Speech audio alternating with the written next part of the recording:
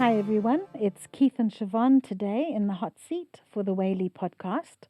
We're excited to be here, and our children have asked us to come in and actually just document the journey that we've had together. Yeah? Yeah. We've been married for 40 years this year, and we've lived in 4 different nations, and we just wanted to take everyone through that very quickly. So the boys have got this on record for themselves as well. We met when I was 12 and you were 14. 14, very young, schoolboy and schoolgirl sweethearts. And I moved into my main childhood home when I was only 3 years of age. How old were you, or what happened in your life? Well, by the time I met you, my parents had gone backwards and forwards from Africa back to England, back to Africa, back to England. So I was born in Africa, but the country, Kenya, was falling apart, they felt. So they went back to England, then went back to Kenya because they couldn't handle England, then had to go back to England, Kenya, England again. So we moved a lot as a kid, as I was a kid, all over the place. And then ended up in Rhodesia, where I met you eventually. And tell us about your dog. So, on one of the moves back to England, it's quite, you have to leave friends, new schools, and everything. And I loved my dog, Di, and I was quite upset. So my parents conceded and we brought Di with us on the trip back to England. And then we left England and came back to Africa, South Africa, and then Rhodesia. And Di came with us the whole time. They spent a lot of money trying to console me. Not that I was broken or anything. I loved this dog. And what did you think of England when you were little? I remember arriving back in England at a new school, and it was winter time, and having to get up in the morning, pitch black, to go to school to catch the bus, standing on the side of the road, freezing in this pitch black, thinking, what on earth am I doing here? So I hated that. It got better. In spring, it warmed up. I got some friends and I enjoyed life more. But when I first got back that time to England, it was horrible. And all of that moving back and forth, how did that affect you when you were a child? I don't know.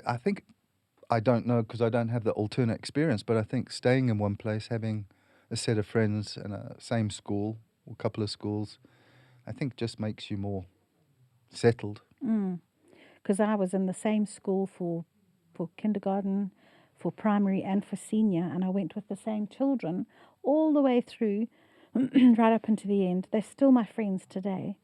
And I think I don't have anything to compare it to, but I know that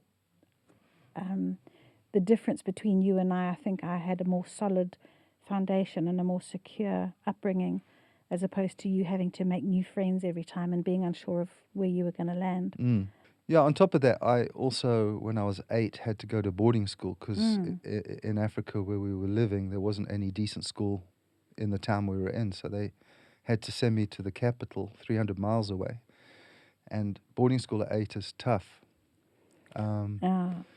Yeah.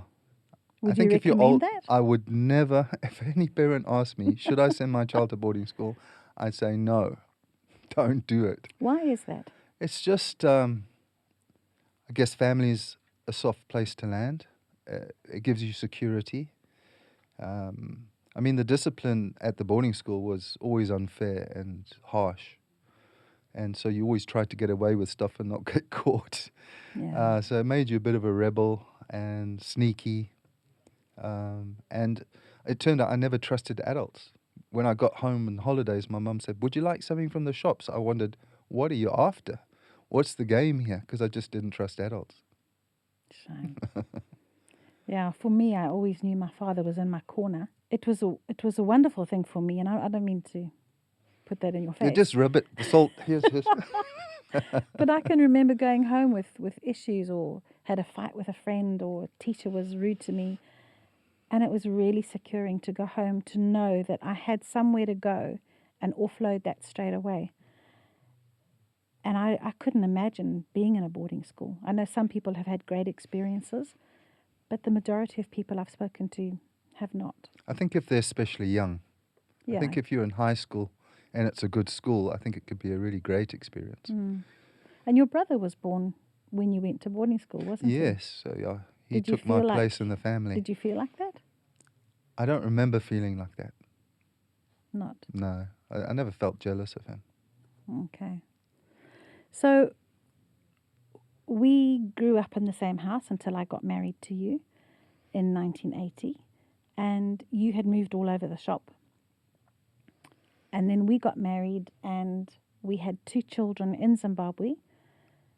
About 2 years after we got married, we started having children. And then we left Zimbabwe. Do you want to talk a little bit about that? Yeah, Zimbabwe was going through a tough time. Education was falling apart. The police force was pretty much useless. The political and economic situation was terrible.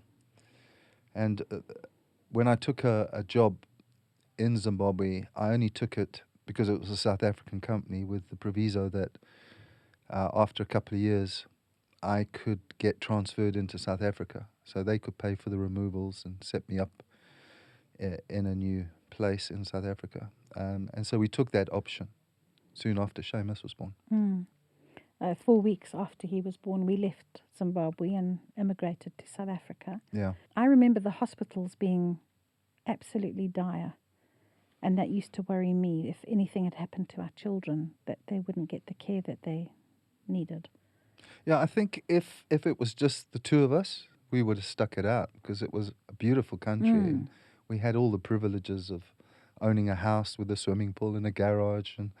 But when we thought to the future, we thought, what have the kids got here? It's only going to get worse. What about education? What about security? The politics was always insecure, so we really moved for the children. And I remember when we were leaving, we had decided to go, and we started to investigate about what we could take with us. We were not allowed to take furniture that was under 2 years of age, and we were not allowed to take a car unless it was at least 8 years old. And the only thing that we were allowed to take that was new was our beds, so that we weren't classified as refugees. Do you remember that? I do. And there was also a limit to the amount of money you could take out as well. I think it was ridiculous, like $1,000 or something. I remember us being on the street, having sold our house and having cash. And we were literally taking handfuls of cash and giving it to the poor people in the streets because there was nothing else that... We couldn't take it with us. Yeah, we couldn't invest anything. With 2 children, we needed money. We bought an 8-year-old car. But we weren't allowed to take it. Yeah. So we got to South Africa and we had to start all over again. And that was tough, wasn't it? It was a tough beginning for us. It was tough, yeah, because we left family and friends and were thrown into a place we'd never been to before. My first time to ever leave my family. Yeah. With 2 tiny babies. 2 small children, yeah, it was tough. That was very tough. And I remember the pressure of feeling that I had to go and work to help us, to support you as well. Because you were doing the very best you could with as many hours as you were given, you were working. But to start again with 2 children in another country was hard. Yeah. And how God just made a way through all the time for us. And Yes. provided. It was just incredible. Mm. After 4 years and traveling back to Zimbabwe again for another year and a half to go to Bible school, we then had a 3rd child. In South Africa. Yeah. So do you want to talk a little bit about their names? Because the first child is called Sean, as many of you already know. Yeah, we called him Sean because my middle name is John, and Siobhan is like the Irish for Joan, which is the female of John. Thank you, Keith. And so we named him Sean, acknowledging his Irish roots as well, background. And then Seamus came along. Your dad said, well, James and John, Sean, Seamus, are brothers in the Bible. The sons of Zebedee. The sons of Zebedee, which we kind of figured out later that they were also called the sons of thunder. And I think there was some reference to colon flatulence and me or something like that. Sons of thunder, thunder thighs. You ever come No, it across that? wasn't. It was to do with anger. I wasn't an angry person. No, but my dad said, you've probably cursed them, calling them the sons of thunder. Oh, okay. And I said, well, thanks, Dad. You gave us the names. So that was fun. And then for our third child, when you fell pregnant with our third child, who happens to be in the room, we could never agree on a name, female or male. I come home with a pile of names, and you didn't like any of them, and you had a pile of names, and oh no, that's not good. And well, I wanted a girl, remember, because yeah. I'd already had 2 sons. Yes. And I was desperate to have a girl because that's what you want. We liked Haley, but then Whaley wouldn't work. We liked Michelle because we could call her Mitch. Yeah. And then you had a scan, and it turned out we were going to have a boy. Well, there's a bit of a story to that. Okay, tell me. I was sitting on my bed. I was 7 months pregnant. I remember clearly. You were at work. And I just said to God, can you name this child? Because Keith and I can't find a name. We just can't agree on it. And I was reading the Strong's Concordance, but in book version in those days. As you do. And it was huge and heavy. And I turned the page, and this name Jaden shot off the page to me. And I looked at it and I thought, wow, that's a beautiful name, Jaden. Such a strong, manly name. And as I was thinking that, I knew I was having a boy. And I was 7 months pregnant. And it was only after that I first ever experienced broodiness. Oh. I desperately wanted this baby. I used to cry at all the adverts. I just couldn't wait. I remember. Do you remember? I couldn't wait Talcum powder to have advert, him you'd in be my bawling, hands. yeah. And the idea of a girl just dissipated instantly when I knew I was having another son. Yeah. And God showed me who he was through his name. And the name Jaden comes from the book of Nehemiah, chapter 3 verse 10. Yeah. And he was the leader who ruled the governor's residence. Well, he was restoring the walls. Yes, with he was Nehemiah, one of the people and he was the restoring. guy in charge of the governor's residence. Yeah. Yeah. And the name Jaden is a derivative of Jesus, and it was also to do with the prophetic. And then 4 months afterwards, we went back up to Zimbabwe again to see family, and we had Jaden dedicated in Zimbabwe with Tom and Bonnie Deshelle. And Tom prophesied over him. He had me bring him onto the stage to be dedicated. Circumcised? To be dedicated. And just said it's the mummy bringing Samuel into the That's right. It was all about community. Samuel.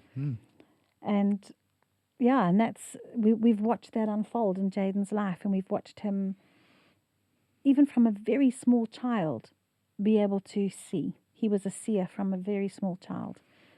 I think that's on all of the Whaleys actually, but especially on Jaden. And just to watch the children, who they are unfold was always a joy, always fun. Yeah. But Jaden was very different. And very much the fulfillment of my motherhood. Because with your first child, I think you're always trying to do it right. And you're anxious that they learn well and they learn it properly.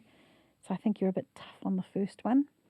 The second one, especially it being Seamus, he was just a lot of fun and a lot of laughter. And we were a little bit easier on him. But still pretty tough on both of them. On Shay, yeah. And then I'm sure But he was mischievous. I mean, he needed some... Seamus was a monkey. Well, I can't touch this. Is this the thing I can't touch? Do you remember? Well, I mustn't do this. And then Jaden was just this little soft cuddle bug, such a sweet, sweet baby.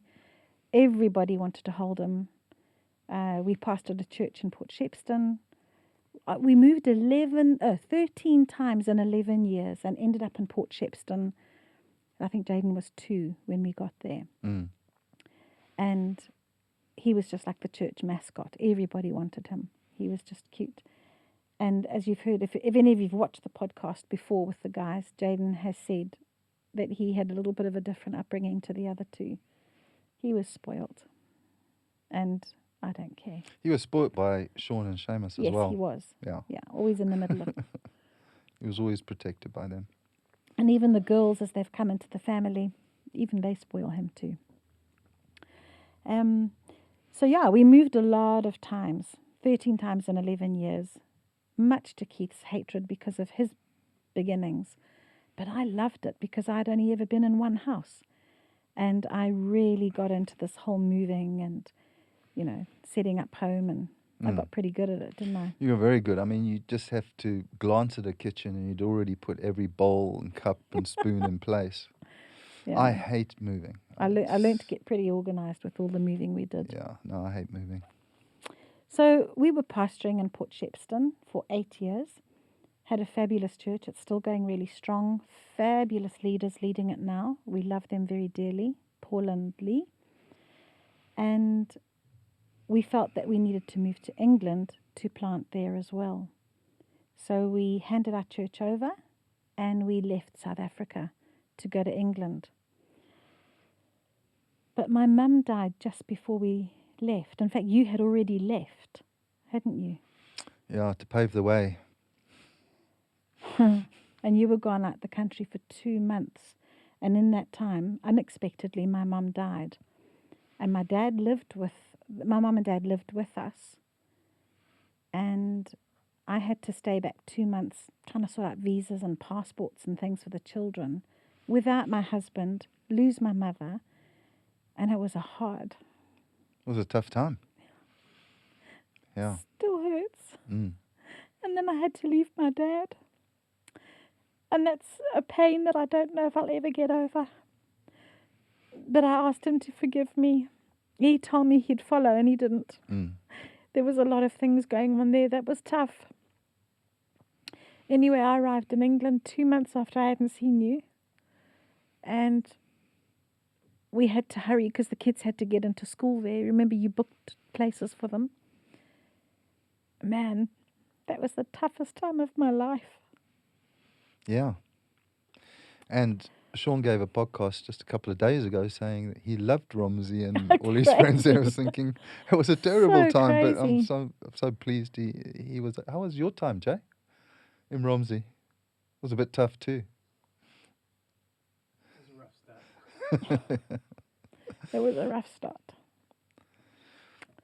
But we got through it. Yeah. We had 12 years in England, even though we only had a 5-year vision to be there. How did you feel about going back into that cold and the nights and the freezing? Yeah. I prefer the warm. I think what surprised me the most was how different the culture was, because we were in an English-speaking community in Zimbabwe and South Africa, but and that had its own problems with security, and it was very unsafe. But the culture, very different in England. And that was quite shocking to me, because I thought it would be fairly close, and it wasn't at all. That was tough. But we wheedled and elbowed our way into the right places and ended up a fairly good position, I guess. Not enjoying it too much, but comfortable. I remember my first year there, my head wasn't on. As Sean said the other day, I was in that job. You were? I was. I know that now. I still have some blanks in my memories from that time. But as I slowly came out of that, I just remember the culture shock, and especially for our boys, because it was an incredibly difficult time. And because my mum had died, we had to leave my dad with a home. We couldn't take it away. So we had to start again when we got to England. We, again, didn't have any income. We had to start looking for jobs. I had to go to work this time. Yeah, it was a difficult We know how to start. We've done it several times, from scratch. And it was an amazing thing in that this was the third time we had to start from scratch. Yeah. Later on, we sold that house in South Africa that my dad was living in, because he then moved into a home. And we invested that money, and the man ran off and stole it. So we lost everything from that house as well. Back to scratch. Back to scratch. And we've had the most beautiful homes all the way along. We've just been really blessed. We have been really even blessed. in the toughness. Anyway, we now in England. Our children are now going to college and university, and that was really good. Yeah. We didn't talk about our homeschooling in South Africa.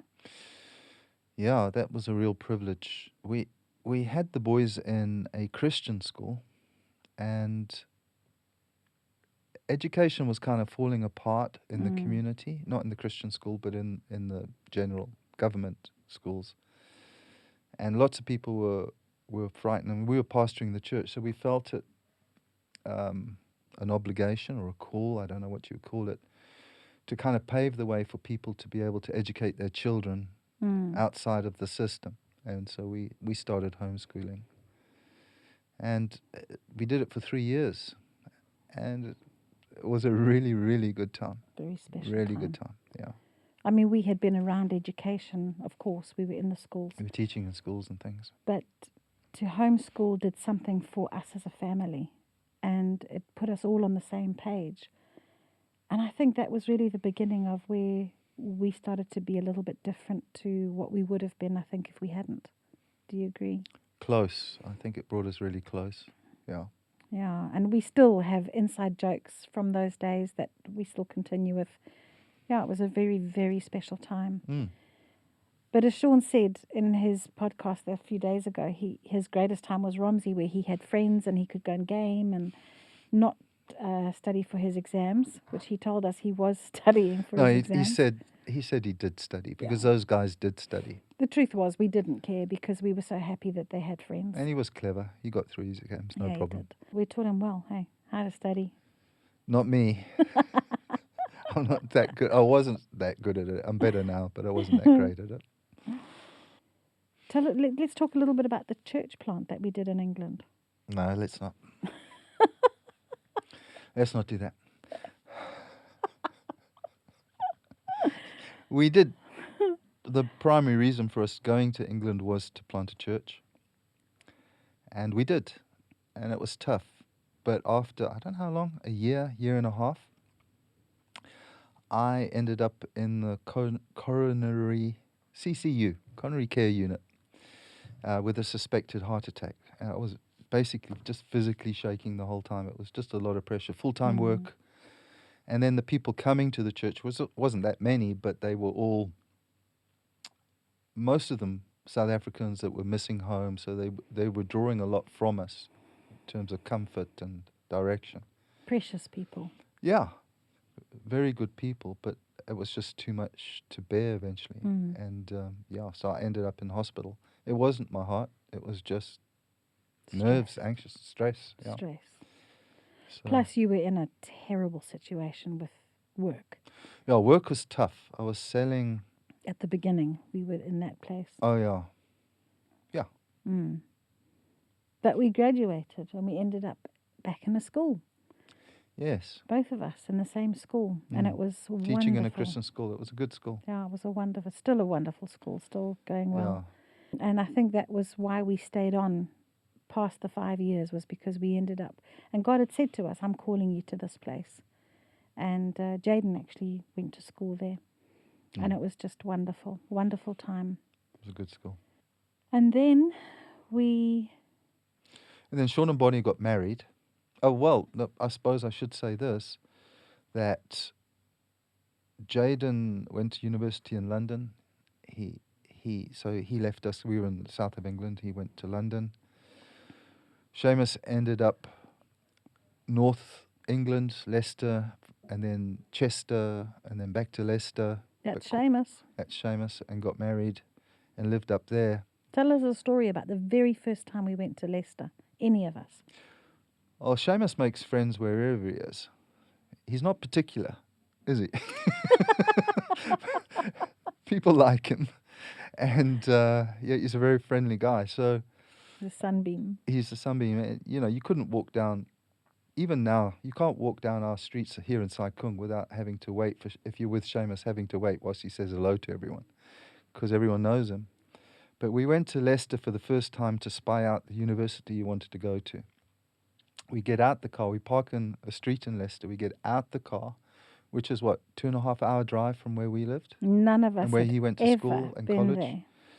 And as he gets out the car, we hear from across the road, "Hey, Seamus!" And there's someone he knows, just Yeah. in the middle of nowhere we'd ever been. That's Seamus. Yeah. Yeah, And he did great at uni. he did. And so we ended up with Seamus living north of England, Jaden in London, and Sean went to Ireland. And then from Ireland he felt God's call to Hong Kong. So the family was pretty scattered, and we were thinking, let's get out of England now. It's time to leave. We were looking at southern France, Spain, anywhere Anywhere. except Antarctic and Arctic. We weren't keen on a cold place. Somewhere nearer the equator, that's what we were looking Well, for. we'd been to Canada for Seamus and Esther's In wedding. summer, that was And we lovely. loved it. And then you kept saying to me, no, this place is cold in the winter. So we sort of put that aside Yeah. for a while. Yeah, But in the summer, Canada's gorgeous. yes. So we felt the family would be scattered all over the place, and we could just go. But Jaden was still at university, so we weren't prepared to leave England until the 3 years of varsity was up. Varsity, university. Yeah, that place too. We were looking at olive groves in Spain. Yeah, you we'd love remember? Italy or Spain. We just wanted to get into the heat again. Yeah. Man, that cold. I hated that cold. Mm. I remember my dad, when we were back in Zimbabwe as a child, he'd get up in the morning and he'd come through and he would just have just his shorts on, no shirt.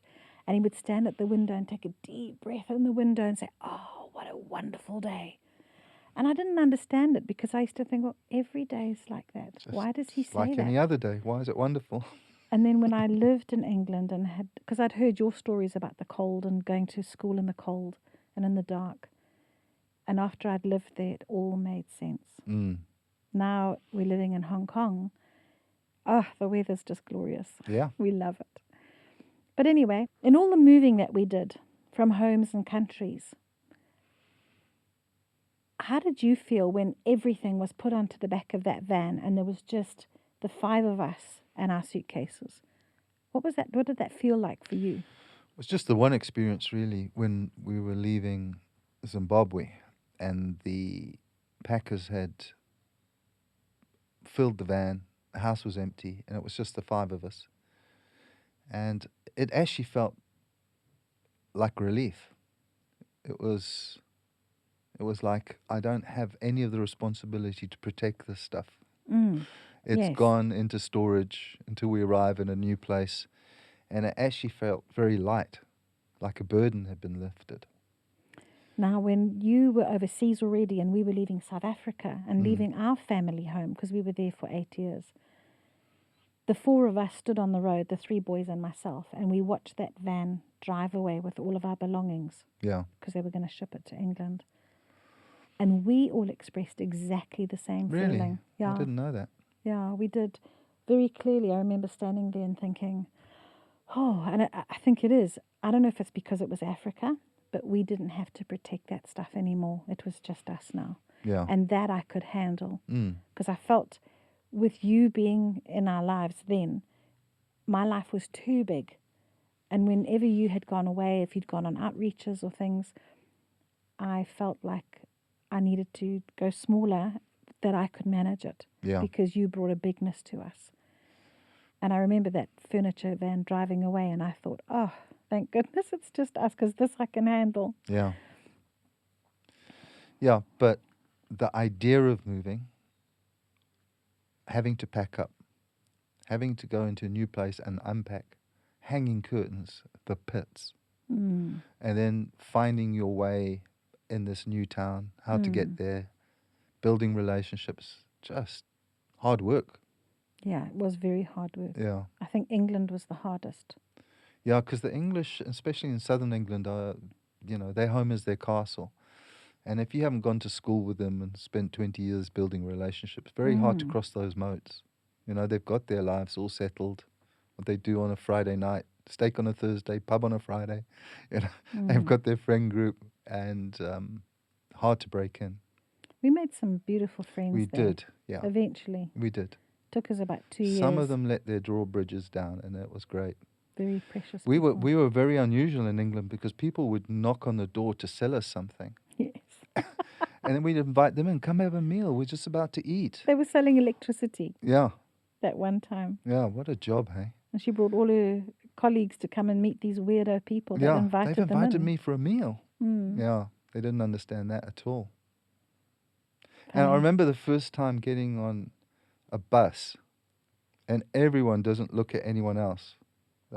They're either looking at their phones or a newspaper or a book, and then looking in people's eyes and trying to catch their eye and smile at them and say hello. And it's like, oh, is this a pervert? Is this a rapist, or whatever? And trying to strike up a conversation. It's like, ooh. So I remember hard. once on a train standing up and offering a lady a seat because the train was full. And I insisted, and she begrudgingly took the seat. But as soon as she sat down, she had a book or something. She put her nose in so she didn't have to look at me and interact because it was so Weird. unusual. Yeah, she obviously thought I was flirting or something. But I don't know. Maybe she didn't think that. Maybe she thought I was just stalking her or something. I don't know. But yeah, that didn't happen. Do you remember the first time you took me on a bus in England after we'd arrived? From the airport to Southampton. No, That was the first bus. I don't remember that. Yeah, you were tired and basically your brain closed down. Mm. I was asking you all sorts of questions. You couldn't answer me. You just said, look after the children. You just closed down. Yeah, you'd been through a tough time. Yeah. But I do remember the first time we took the boys down to the local train station. And there was a train that went past that didn't stop at the platform. And it rushed past and it was going, you remember that was going Yes. one hell of a rate. And we all got quite scared as it We rushed stood back behind the yellow line. Yeah, it was scary. I remember the first time you took me on a bus, Yeah, and I just felt provoked to start singing. yeah, to Do you break that remember that? tension of, yeah, I was like claustrophobic barriers. that everyone was just I stuck remember with their that nose in now. the books. Yeah, Do you remember yeah, that? yeah. And I just looked at you and I said, I just want to sing. And you said, don't. I think we started laughing out loud Yeah, we about it did. and got some sort of sideways glances. Odd culture shock, isn't it? It's Yeah. odd. Yeah, Because after about a year or so, I suppose we did exactly the same thing. yeah, I remember everybody living in black. yeah. Black was like the favorite color, wasn't it? And Especially I, at winter, yeah. it was so And one grim. summer I wore a nice red jacket Yeah, to work, and I was mocked. yeah. This is by my work colleagues. I was mocked and called Santa Claus in July because I'd worn a red jacket, and I thought, wow. It's funny culture, isn't it? Because coming from Africa, I mean, orange and brown and blue and green. Bright as possible. Yeah, just very different. We are molded, unfortunately, with our cultures. Yeah, and we think it's normal. I think that's the good thing about moving, if we talk about moving, is that when you do change culture, you know, the situation, a different culture, that it challenges your thinking. Because what you think is normal is now no longer normal. So was I right? Was I wrong? And you can pick up the good parts of the new culture and get rid of bad parts you've held on to because you thought that's just how everyone thinks. But not everyone thinks like that in different cultures. Yeah. And it really broadens your mind to accept the different. Yeah, I quite like different. I've always quite liked different because I'm so Yeah. normal in my thinking. I'm quite normal and conservative. So I've always enjoyed it. I mean, in South Africa, if I saw a group of goths or emos sitting around, I want to go and sit with them and see how they think. You know, I don't mind different at all. But you still have your norm when you have a strong culture. And that sometimes just needs to be challenged. And it's hard to challenge when everyone else is normal around you. So traveling and moving and that has definitely made me think and reason more about the way I think. Yeah. I think you were very good for me because, as we said earlier on, I had never lived even in another house. I was, 3 when I moved into my family home. I had never really travelled at all. Yeah. And I remember being quite shocked with the different cultures. And I think that you were very good in leading me through that. I would judge people, I think, and I would judge situations and think, what's wrong with them? Yeah. because everything was aligned to what I believed was right. Mm. And it's funny because I look back now and I see somebody, especially coming from South Africa. South Africans in England have got a name for being bullyish and a name for Opinionated. being opinionated. Mm. I am opinionated. A name for, being harsh and being too direct Mm. and too forthright. And I look at South Africans that have moved here to Hong Kong, and I think, yeah, I can see why people say that. And I couldn't see it at the beginning Yeah. because I was my That's how you do point it. of reference was South African because we'd lived there for 17 years. And I think that traveling and living in different cultures is really, really beneficial Yeah. to one's state of mind and well-being, I think. Yeah. It gives you a far more rounded understanding of life. That's right. And getting to know how the Hong Kong people are and how they think. I love this culture. The Hong Kong people have some very good parts to their culture. Beautiful. They're very family orientated. Yes. They love conversing around a meal, although as long as they haven't got their phones. And you can talk to them on the train. It's not normal. No. But if you break in, they will talk to you. As And long to as they're talk- not too yeah. embarrassed about their English. And you can engage with children. here Yes, no without problem being looked talking at to a upon child. as like a pedophile. Yeah. You can engage with kids. It's. I love the culture Yeah. here. I mean, there's always bad bits. I think sometimes the mums are a bit harsh on their children. They're not as encouraging as some other cultures. They'll point out that they're being lazy because they've only done 3 hours of homework and stuff like that. Crazy. You could have done 4, you know. It's kind of, but it's because they want their children to do well. And there's a lot of competition. And there's a lot of competition. Yeah, there are reasons. Yeah. And it's nice to have lived outside of that and be able to help mums here through that to say, listen, you're wanting to send them overseas. This is how it is over there. And to help them to take that pressure off their children and let them have more of a childhood. Yeah.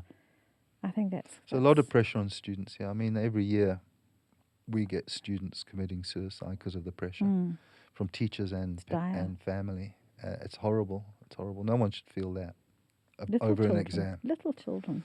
Well, it's usually the older ones that commit suicide, but little children feel the pressure. I mean, you see them at 11 o'clock at night, almost sleepwalking to go home because they've done extracurricular activities, and yeah, it's horrible.